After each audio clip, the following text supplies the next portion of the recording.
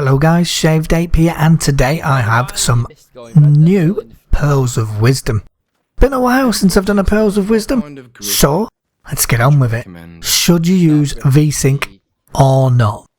That's the simple question, but the answer unfortunately isn't so simple. So let's talk VSync first. Well, what is VSync? VSync stands for Vertical Synchronization. It's basically, well, it synchronises your FPS with your monitor's refresh rate. Chances are, if you don't know what your refresh rate is, then it's likely your monitor is a 60Hz monitor. That basically means that it refreshes or updates itself 60 times a second. Regardless of how good your PC is, you might have AMD 290X in Crossfire or SLI Titans. It doesn't matter. If your screen refresh rate is 60Hz, then it will only update every 60 times a second. I nearly said every 60 seconds, then that would be crap, wouldn't it? So different monitors support different refresh rates at different resolutions. You might be able to get 60Hz at 1080p, but if you drop your refresh or if you drop your resolution, you might get 75Hz, for example. Refresh rates range from say 60Hz up to 100Hz and even higher. I have a 120Hz monitor. Friends of mine have 144Hz monitors. There are some higher refresh rates, but money starts getting silly at that point. Now do not confuse Hertz with FPS. If your monitor has a specific refresh rate, it always updates at that screen rate. Okay, there is, no exceptions. Even if nothing on it's changing, the screen will still update itself or not. If there's nothing changing, but you get the point, it'll still poll for the change anyway. Now on an LCD things work slightly differently, but still sort of the same in that the pixels on an LCD change when they're told to change, but they stay lit otherwise, and they don't have to be refreshed. But because of how VGA works, or DVI in the certainly in the later monitors and LCDs and that sort of thing, well, it's still got to pull the video card and it's still got to get a certain rate, so they've still got refresh rates. That's what I'm trying to get across. That's what I was trying to say. Oh my god, technical, and I'm falling asleep already. Now, chances are, if you're watching this, you know what FPS is, and I'm not talking first person shooters here, Lizard, so try to keep up, my old friend. I am talking frames per second. Yes, you know what that is, I know. So, frames per second, the video card draws a specific amount of frames per second depending on what's going on. Higher is obviously better, but in fast-paced games like Battlefield for example, your FPS or frames per second rarely stays the same all the time. It moves around as the complexity of the image changes a little bit, then your frame's going to go up and down based on what you're seeing, and the GPU has to work a little harder to get that on screen. So you might get lower frames, you might get higher frames depending on what's going on.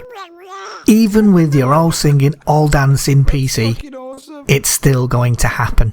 So you've got your kick-ass PC, it's easily giving you 100 frames per second in Battlefield 4, and because your monitor's only 60Hz, you're getting weird disjointed images on screen, like this one, or this one, or even this one.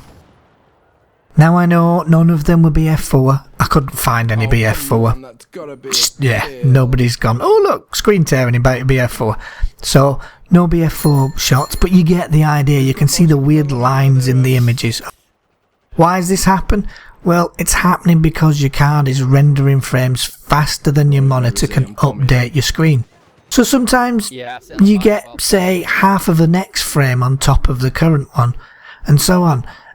All because your card is producing the next frame before, or part of it at least, before your screen has had time to refresh it. Hopefully you get the idea, and as I say, have a look at the images. So how do we fix it? Well, the easiest answer would be to say, just turn VSync on. Yeah, VSync works. Your GPU will now be synchronized with your monitor, and so therefore no screen tearing will appear. Shouldn't do anyway. Graphically, you should be getting nice smooth gameplay too. not the smoothest, but certainly smooth gameplay. So yeah, in theory, it should work well. And it sounds cool, doesn't it? But the problem with VSync is that it can also cause input lag. It isn't necessarily the smoothest gameplay you're going to get, especially if you can feel the difference between, say, 30 FPS and 120 FPS, for example. So it's not necessarily the smoothest, okay? But input lag also exists, as I should say. Input lag, basically what you're seeing on screen will be behind what you've actually done. So you'll move your mouse and then, you know, not long after, a few milliseconds later maybe, it'll happen on screen. Now you don't want that, you know, nobody wants that. It feels weird, and yeah, it can be a little bit disorientating if it's really bad, so we don't want that. Basically, that's the gist of input lag, and no doubt someone will try and correct me, and feel free, you know, but that's the simplistic way of explaining what input lag is, I think. I probably made that more confusing than it actually needed to be, but yeah, that was my understanding of it, and certainly. Anyway, moving on. Now, there are multiple types of VSync. There is, oh god, here we go, double buffered, triple buffered. Nvidia users may or may not be familiar with it, but I'm sure you've probably got it if you look. Adaptive VSync. There is also, in the not too distant future, again from Nvidia, something called Gsync. Now Gsync will require a new monitor, or some monitors apparently might just have the tech plugged into them, I don't know, but it will require a new monitor to make use of it. But on the whole, it does sound really interesting. It will adapt your monitor's refresh rate to your GPU's render rate rather than the other way around. So if you're getting 120 frames per second, your monitor's refresh rate will be capped at 120 frames per second. But if your card then drops to 60 FPS for a while, well, you'll drop to 60 Hz instead. Clever, because it should reduce input lag. It should keep the game smoother, and so many other great reasons. It does sound really good, and again, no doubt someone will tell me I've just, yeah, I got that wrong as well, but I'm pretty sure that's what I've heard and read, so, you know, feel free to correct me, but that's the basics of that one as far as I know, so there you go. So with the exception of Gsync, and to some degree adaptive VSync, because of how it works, if your GPU fails to deliver enough frames to match your monitor's refresh rate, it's likely VSync will take you down to the next step. So in the case of, say, a 60 Hz monitor, if your frame rate drops to 50, VSync could take you down to the next tier, which is actually about, I'm pretty sure it's 30 Hz, so you'd actually only be getting 30 frames per second on screen instead of your 50 that your card was capable of. Because there are steps with refresh rates. Now quite often it can get stuck there too. So even though now your card's going, right, I can now render 120 frames per second, your monitor's stuck. It's not been able to move back. And I believe, though I haven't actually experienced this myself, but adaptive VSync can sometimes do that too. I think it's down to the game not being coded quite correctly, or, you know, but I don't know enough on that, but that's the point. Yeah, it's there, it's a problem, and well, it's not without its flaws, is it? Okay, anyway, enough technical mumbo jumbo, because I feel like I'm going to fall asleep, and yeah, it's getting hard to continue what I'm saying because I'm getting sleepy.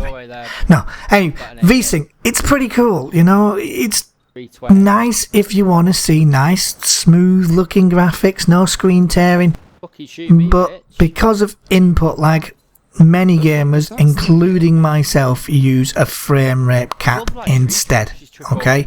Choosing to cap your frames via a console command, or in the case of Battlefield, a config file, well, that's a bit better from my perspective. So Battlefield, dead simply, you're going to create a text document with the extension .cfg and place inside it the following text, okay? You can then place that file in your Battlefield install directory, and hey presto, your frames are capped. And of course, you should change the cap to whatever your screen refresh rate is. So if you've got a 120 Hz monitor, then put 120, maybe 120 once, up to you. You can even go 119 if you like, but cap your frames to match your monitor, basically. So if you got 144Hz monitor, then throw 144 in there. It ain't rocket science, people. As I say, for most people, it's likely to be 60, especially if you don't know your own refresh rate. Chances are that means it's 60Hz. So stick 60 in there, or 59 if you feel comfortable with 59. Some people say that capping your frame rates can sometimes cause weird stuttering. Never ever seen that, but if that does happen, just bring it down one frame and that should fix that, okay? So why do we cap our frames instead of VSync? Well, as I've already said, input lag is the main one. None of us want input lag, certainly not first-person shooter players, certainly not people like me anyway. And regardless of what people might tell you and might think, input lag does still exist. Doesn't matter how good computer games have gotten and how good the code's got, it still exists. Ask most competitive gamers, especially first person shooter gamers, and they will probably say that yeah, it exists and they cap their frames because of it. It's the reason I do it, and it's the reason a lot of competitive gamers do it. Now there are also benefits too. Your card's going to run cooler because it's not rendering any more frames than it needs to. There's no point in rendering 125 frames if your screen won't show you 125 frames in that second.